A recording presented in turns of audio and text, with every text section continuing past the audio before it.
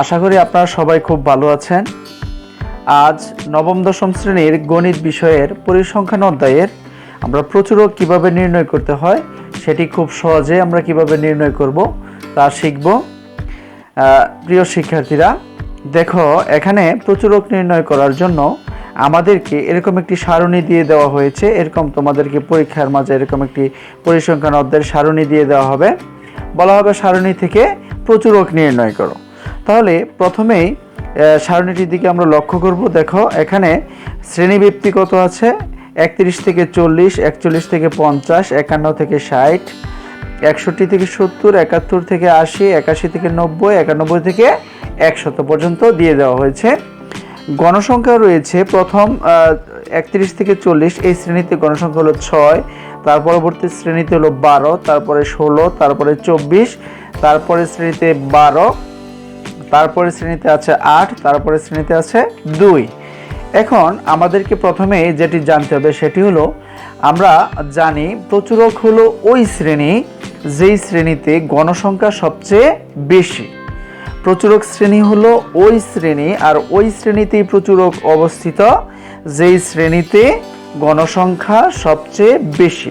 এখন দেখো এখানে দেখো গণসংখ্যা সবচেয়ে বেশি 6, 12, 16, 24, 12, 8, 2।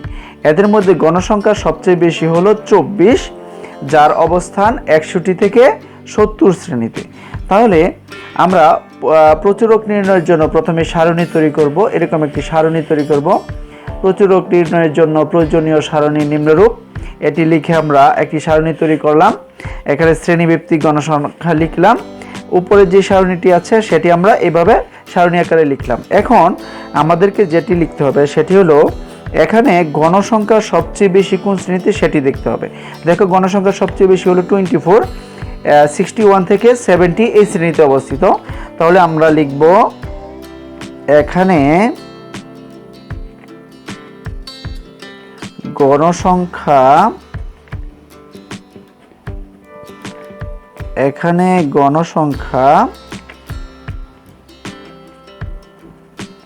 সর্বাধিক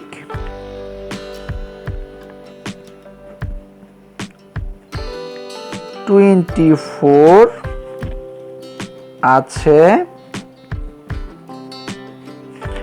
61 থেকে 70 শ্রেণীতে। 61 থেকে 70 শ্রেণীতে। সুতরাং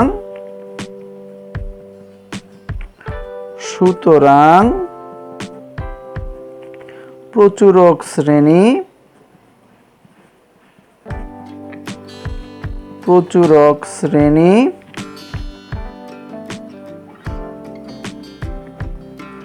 61 থেকে 70।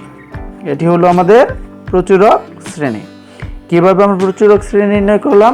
আমরা দেখলাম কোন শ্রেণীতে গণসংখ্যা সবচেয়ে বেশি রয়েছে, আর ওই শ্রেণী হলো প্রচুরক শ্রেণী।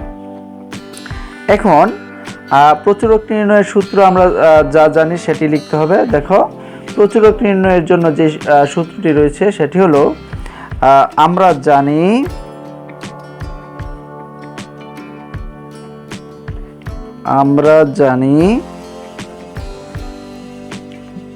প্রচুরক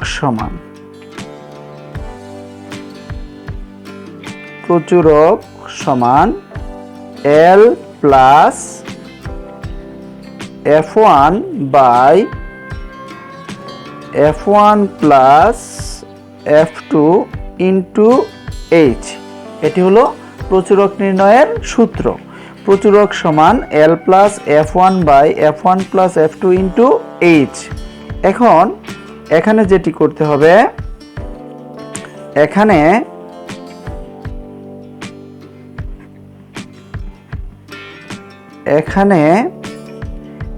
L সমান, L দিয়ে কি বোঝায়? L দিয়ে বোঝায় প্রচুরক শ্রেণীর নিম্ন সীমা। তাহলে আমাদের প্রচুরক শ্রেণী হলো 61 থেকে 70, তাহলে এর নিম্ন সীমা হলো 61। তাহলে এখানে হবে L এর মান হবে 61। F1 সমান, F1 দিয়ে কি বোঝায়? F1 হলো প্রচুরক শ্রেণীর গণসংখ্যা বিয়োগ পূর্ববর্তী শ্রেণীর গণসংখ্যা। তাহলে এখানে প্রচুরক শ্রেণীর গণসংখ্যা কত আছে 24। তাহলে এখানে লিখলাম আমরা 24 মাইনাস পূর্বের শ্রেণীর গণসংখ্যা। দেখো পূর্বের শ্রেণীর গণসংখ্যা আছে 60, তাহলে আমরা এখানে লিখব 16। এখন 24 থেকে যদি আমরা এই 16 বিয়োগ করে দিই তাহলে এখানে হবে 8। একইভাবে আমরা F2 নির্ণয় করব। F2 সমান F2 দিয়ে বোঝায় প্রচুরক শ্রেণীর গণসংখ্যা বিয়োগ পরবর্তী শ্রেণীর গণসংখ্যা। তাহলে দেখো প্রচুরক শ্রেণীর গণসংখ্যা হলো 24 মাইনাস পরবর্তী শ্রেণী। দেখো প্রচুরক শ্রেণীর গণসংখ্যা মাইনাস পরবর্তী শ্রেণীর গণসংখ্যা, তাহলে পরবর্তী শ্রেণীর গণসংখ্যা হলো 12। এখন যদি আমরা বিয়োগ করে দিই তাহলে এখানে হবে কত 12। আর কি রয়েছে আমাদের এইচ।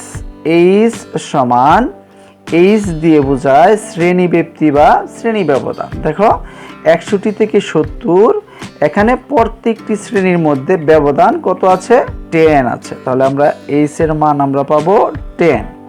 এখন এই মানগুলো আমরা এই সূত্রের মাঝে যদি প্রয়োগ করি তাহলে আমরা কাঙ্ক্ষিত ফল পেয়ে যাব। দেখো এখন এই এল এর মান কত আছে 61 প্লাস F1 এর মান আমরা পেয়েছি কত 8, F1 এর মান পেয়েছি আমরা 8 প্লাস F2 এর মান পেয়েছি কত F2 হলো 12 ইনটু এইচ এর মান হলো 10। এখন আমাদেরকে এখানে প্রথমে যে কাজটি করতে হবে সেটি হলো এই 10 এর সাথে গুণাকার আছে, তাহলে আমরা গুণ করে দেব।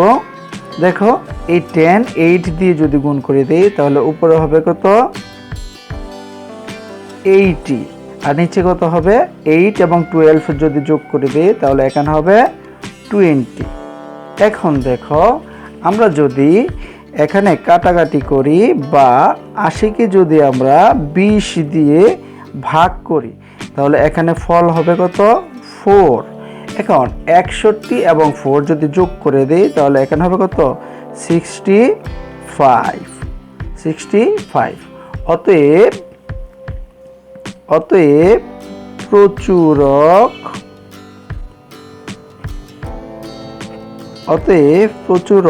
65।